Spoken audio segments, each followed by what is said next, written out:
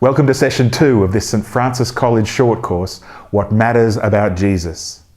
We hope that you enjoyed session 1 and it really got you thinking. Session 2 moves on to the teachings of Jesus. What did he teach? How did he teach? Why did these ideas and methods stand out back then? And why does that matter to us now? The Reverend Dr. Joe Inkpen addresses these issues for us and raises more. As lecturer in history at St Francis College, Joe will help you to explore these questions that matter.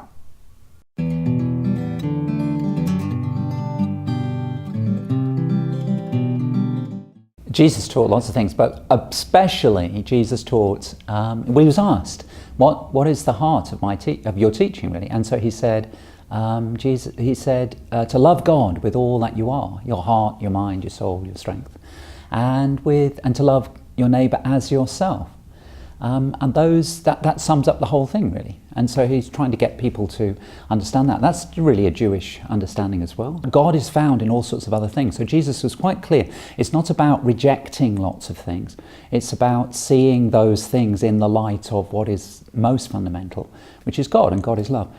And it's quite a challenge, but not just to love your neighbour, but to love your neighbour as yourself. And from my own experience, it's really hard to love myself. It's been taking me decades even to get to properly recognise, that's part of our job. And if we don't love ourselves properly, then we don't love our neighbour, and we can't actually love God because we don't allow ourselves to be loved by God.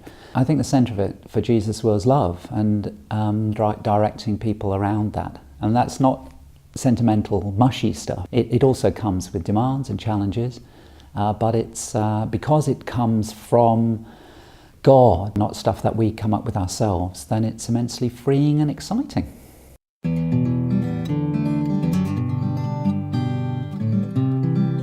The kingdom of God, it's an amazing idea. Well, not more an idea, it's a reality as well, which is partly present with us now and lies ahead of us, and we're all always kind of prompted to go beyond it.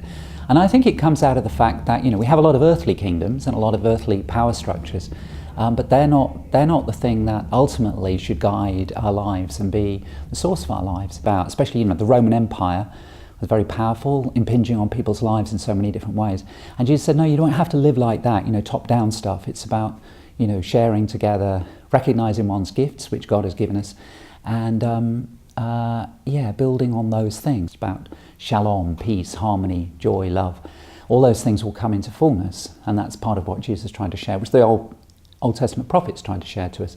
But some of that might lie beyond this life in its completeness. But we can taste it now, in the way in which we can live positively in the light of that love. It's quite a difficult concept, isn't it? But anyway, there we go. That's my go for now.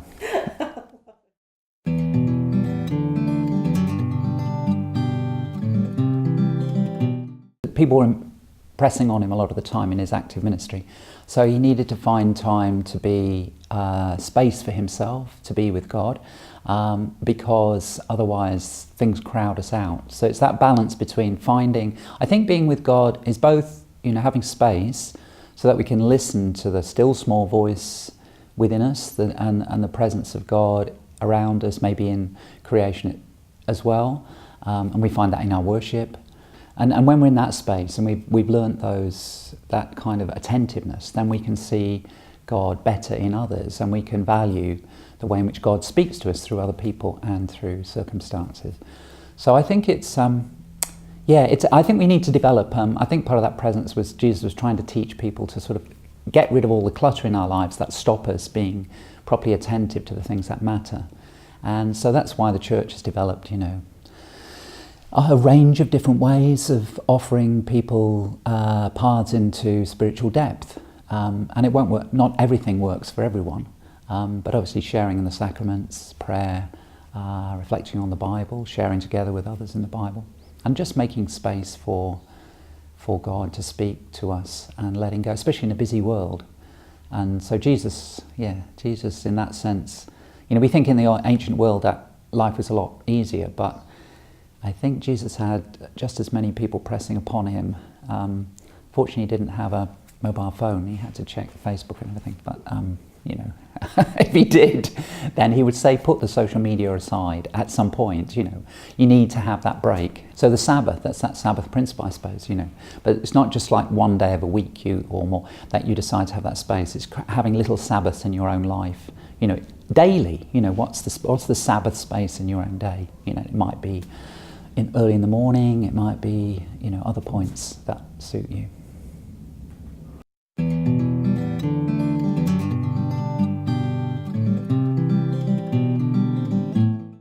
Yeah, I think it's about holding one another as, you know, part of God's creation, that we know better than others. We're not no worse as well. Sometimes we can run ourselves down. Because each of us is potentially a gift to one another. And we can sometimes put blinkers on that once we start judging people. So I don't think Jesus was very strong on judging things. He was clear. He was quite strong about people who misuse power or put other people down or judge other people. If you know you're not perfect, then maybe you're a bit more tolerant towards others, and then they might help you on the journey. So yeah, I think the church we've not been too good. We've got an image that God is judging and everything else. And I think God does make distinctions. You know, there are some things that are really important, like justice and peace and treating people properly. So it's not about fuzzy sentimentality, but the heart of it is actually compassion and understanding other people, and in that then we learn to forgive ourselves.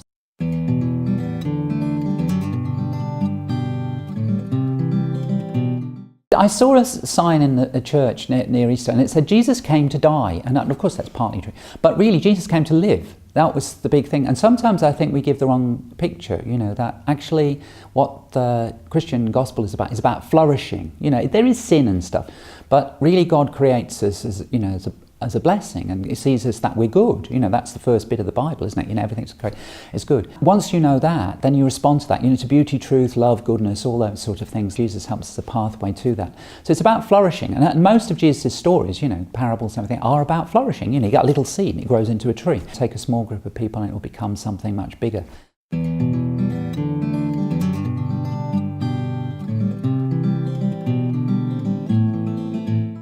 Yes, well, I think one of the exciting things about, you know, the Jesus story is all these kind of strange people that He gathers around. Well, not strange, are they? No more strange than we are. You know, all the disciples and people, and they come from all kinds of different backgrounds. You know, tax collectors, people who, you know, really kind of dodgy people that no one would normally have chosen to be part of things.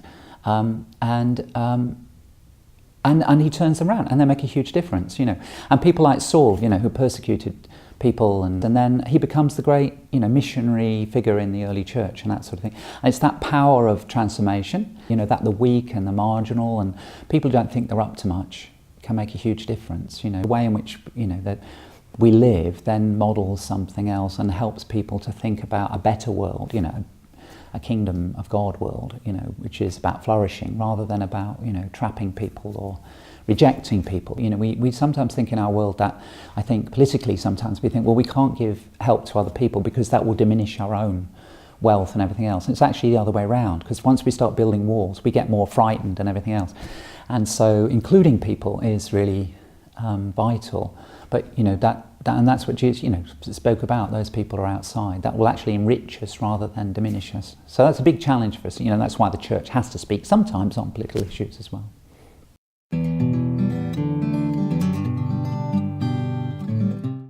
I think comes back to this fundamental issue of, you know, what's the core of your life? So if love is the core of your life, rather than power or wealth or seeking wealth or other things that are lovely, but they're not the heart of stuff, then if you start living by that, then you run into trouble sometimes with people who put other priorities first. So if you're caring for other people, you know, it's like the church today tries to reach out to people and support refugees, for instance. Well, you get into trouble with people who think, you know, refugees are people that we should keep a long way away from us. So that's kind of inevitable. So I think that's why Jesus had those, you know, why those prophecies of that He would die are part of that, is because He realised that as He grew, that, you know, that He was challenging people. And the way in which we organise our society and our lives is, you know, we usually try and exclude somebody, and He's trying to include people. So I think it's that transformative power that is quite a challenge. I mean, that's quite countercultural, to offer something that, you know, to offer hope and that we can have a better world.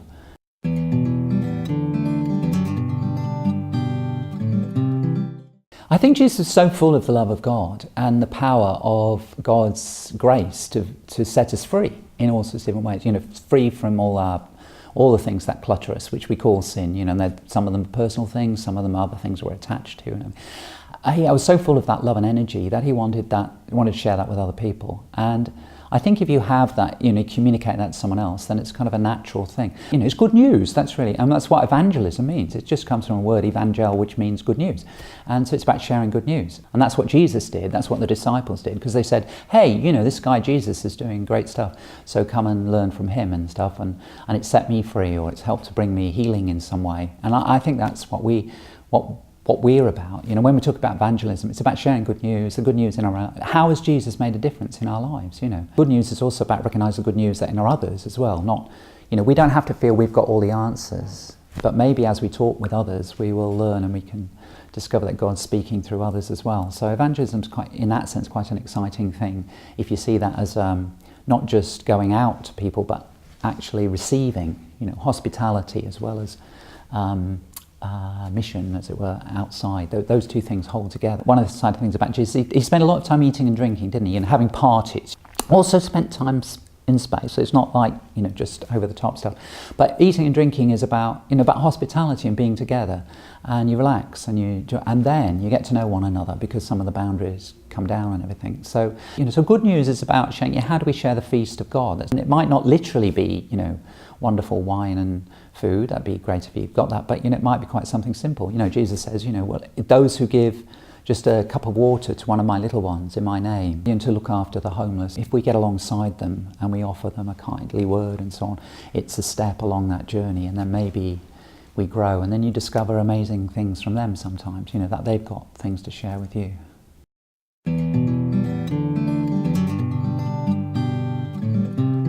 It wasn't boring listening to Jesus, was it ever? Because he always said something quite dramatic.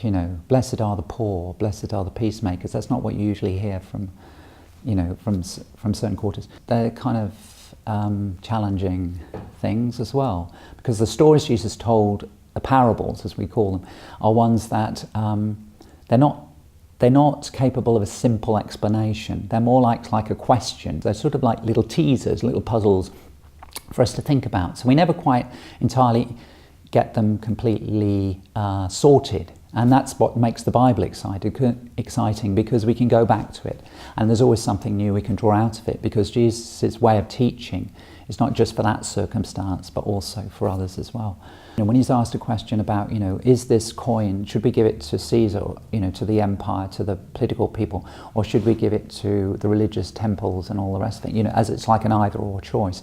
He found a way of doing things that actually made people, kind of turned it on its head. So he stopped answering that question and asked, made people think a deeper question, which is, give those things to Caesar, to the political things that belong there, and those that belong to religious things. That doesn't actually solve the problem, but it throws it back on you. Well, what do you think? I don't think Jesus was giving us simple answers, and that's sometimes quite frustrating. But he was giving us assurance of God's presence and trust and love, and in that we can work out the difficult questions if we've got patience with one another and others.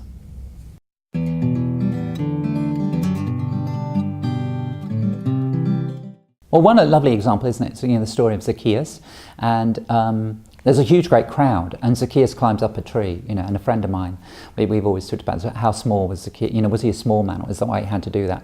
Or was it because he thought himself, because he was quite a rich man and tax collector and so on, and exploiting people anyway, and that he thought, he would get a special view above everyone else. And Jesus had this massive crowd he was talking to, but he spotted Zacchaeus as well. So he, spoke to the crowd, but would speak particularly to Zacchaeus in his particular need. So Zacchaeus' need is like, he's got lots of money and everything else, good businessman and everything in that sense, but he hadn't got peace in his heart. So Jesus could see that and speak to him in a way that said, that's what you need. If he'd have come full force and said, you are a rich, exploiting person, then that person would have backed off, wouldn't they? So Jesus saw through that and was able to speak and said, come and let's have a meal together. Let's get together and let's enjoy one another's company. Now, as we get to know one another, then we can work through and talk through the things that you want to know, because Zacchaeus obviously was attracted to Jesus. And then Zacchaeus sort of finds more of the love of God, which he'd obviously started to see in Jesus, and Jesus strengthens that in him. And then Zacchaeus is led into the position to saying, well, then what do I do, to live out this love that you're telling me about? And then Jesus can go, well, it would be kind of good if you redistributed some of your money, do you not think, and helped other people. It's kind of a model of how we can both speak in general to people, but also find particular ways of doing that. I think Jesus did that with his disciples, didn't he? You had to handle these range of people. The disciples are quite different. Peter and Thomas and Mary Magdalene and all the others. The way in which Jesus speaks to them sometimes, their difficulties they have, are, Peter's impetuous, so there's things he has to learn. And so a lot of, there's a lot of courage and sometimes in that, or enthusiasm at least.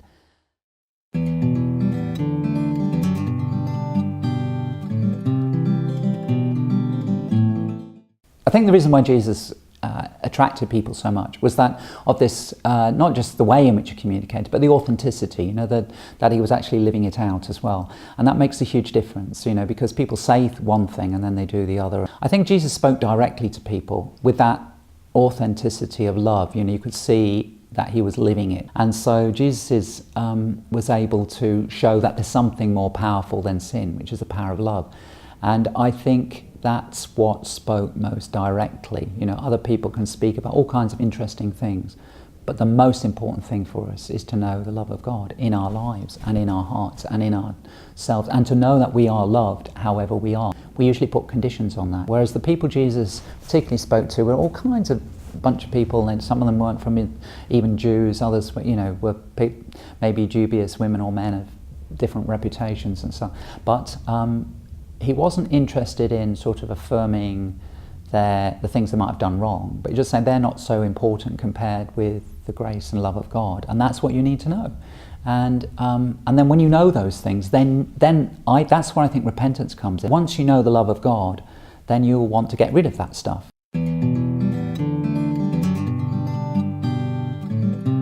Jesus was a very surprising person because, he didn't keep all the Sabbath rules, did he? And so you expect a religious leader to say, to be a, model of that. And it wasn't that he was opposed to, the good, wise teachings of the law and so on, and the wisdom that comes through the Hebrew religion, but because, love is more important ultimately than those things.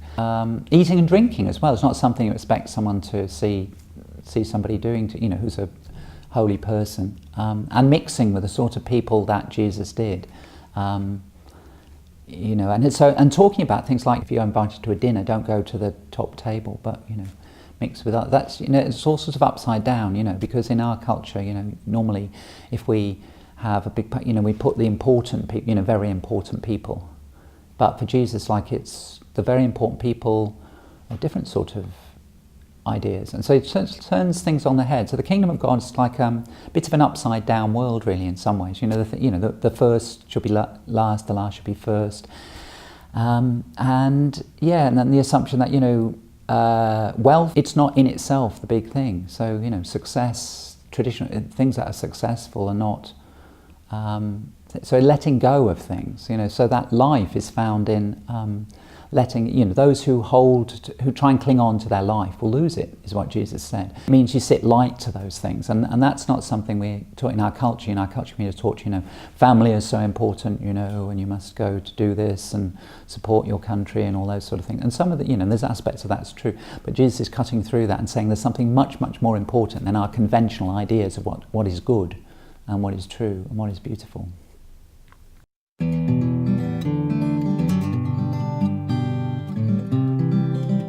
I'm looking for life and to flourish as a person, and so I'm looking for where is beauty, truth, and goodness, and all those things to be found. And Jesus is really the way for me in that journey of finding out things. Well, where do you look for something that will give you a pathway in your life? And there are lots of different options, and some of them have got some value. But for me, Jesus is because it's constantly surprising, because his teachings and his way of living help help me to make sense of my life and to challenge me sometimes, but mostly to affirm me. And I think that's the particular gift that Christianity has to offer the world, is that, love comes in all kinds of different forms, but it's embodied in a human being. So we can relate to that, as a human being. So Jesus is different from me, living a long time away and all sorts of other things. He was different from me. But he's a human being and shares the same human life. And so I can identify with that and learn to live, work out what it means to be a child of God myself. And that's what I think Jesus was trying to call us to be. Loved more than we can ever know, and that's really humbling, but also terrifically empowering.